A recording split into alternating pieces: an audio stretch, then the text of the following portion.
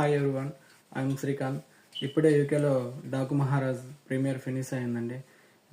Cinema విషయానికి వస్తే pure fan stuff అండి. ఒక ఫ్యాన్ బాలకృష్ణ గారి దగ్గర నుంచి ఏమైతే కోరుకుంటారో అవన్నీ ఇందులో ఉన్నాయి.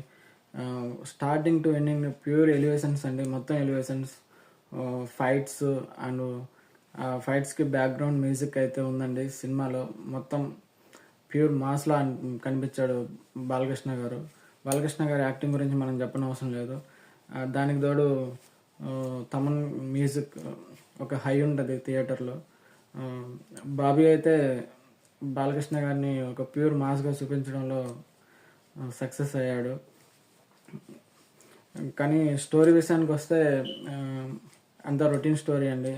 అండ్ ఒక టైంకి వస్తే ఎలివేషన్స్ ఇవ్వడానికే ఆ స్టోరీ రాసుకున్నారా అన్నట్లు అనిపిస్తుంది.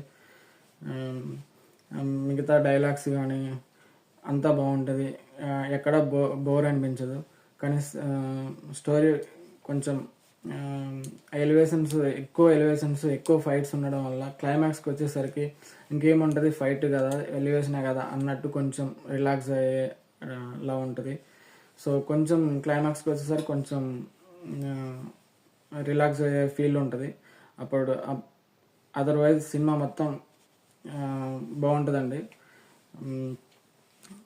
మెయిన్లీ తమన్ గురించి, తమన్ మ్యూజిక్ ప్రాణం అని చెప్పుకోవచ్చు. అండ్ బాలకృష్ణ గారి యాక్టింగ్ ఫ్యాన్స్ అయితే 2-3 సార్లు చూసేలా ఉంటుంది. And other fans